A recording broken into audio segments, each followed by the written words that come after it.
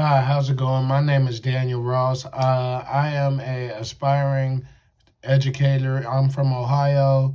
One thing that I was going to talk about today was the qualities of teacher disposition and the qualities that I think are good that I possess and that I may possibly need to work on and improve, especially with this being my first year within pursuing my endeavors as an academic leader, being a teacher.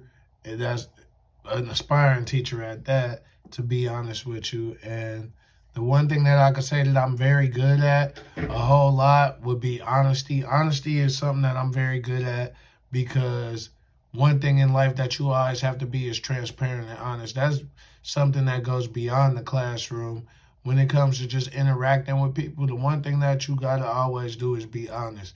It's never good to just sit there and have your mouth closed and just not be able to speak on anything that may be affecting you and the environment that you're in, or personally you moving forward with what you're trying to do and what you have planned, whether it be a lesson or whether it may be something that you're trying to teach as far as being a coach as well too, because I do also pursue coaching endeavors as well too. So it's a lot of things that come into play with me from my experience as a coach as well too, to be completely honest with you. And that's one thing I will say that I am very strong at and I am very profound at, along with professional conduct as well too. My professional conduct is something that I value a majority of the time.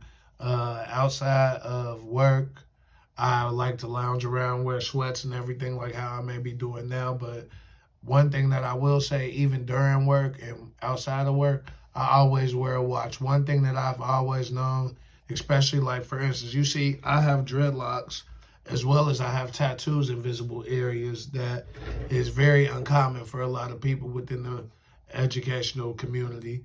Uh, One thing that I was always taught was how to carry yourself, and wearing a wristwatch, especially in this day and age when a lot of people like to pull their phones out and have Apple Watches, etc., is something that I've always valued. And one thing that I was always taught is that wearing a wristwatch, for example, is something that can really get you far within how you carry yourself within professional conduct, as far as with dress code and everything, along with not showing too much with your tattoos and everything like that, just to hold back from any other alibis that come within the field, though. The one thing that I said that I really needed to work on would be my curiosity within the classroom. Like, for me, I feel like curiosity, even though I know how to socialize within diverse backgrounds, I've been around a lot of diverse backgrounds. The one thing that I've never been able to do and had the pleasure of doing is being able to do activities that adapt to people from multiple different backgrounds. That's one thing that I've still been growing to learn, still been just trying to grow and make lesson plans from, and be able to build my classroom chemistry so that I could be a better teacher, a better coach, just being able to build and being able to improve. That's one thing that I've always said that I really wanted to improve on, though, for the most part, to be completely honest with you. And then the one quality that I feel, the qualities that I definitely feel that all educators should display are integrity, honesty, curiosity, always having professional conduct, as well as respect for others in the classroom as well too, and outside of it, just being able to understand different diversities and different social patterns and different groups of people is one thing that I feel like a lot of teachers need to do, especially like even in predominantly black, predominantly white areas. I feel like diversity is something that should definitely be acknowledged no matter where you are, because even within those predominantly racial areas, there's still diversity within those households, and there's still things that may be affecting those students within those households, though, too. And even within the classroom, there are things that may affect students because everybody isn't the same.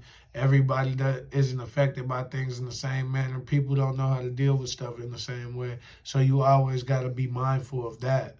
One thing, and that's one thing I said, care and compassion for other is a lot, which falls into fairness. So overall, the main thing that I feel like a lot of academic professionals need to uphold and need to uplift would be fairness for the most part. And that's just me being honest, though.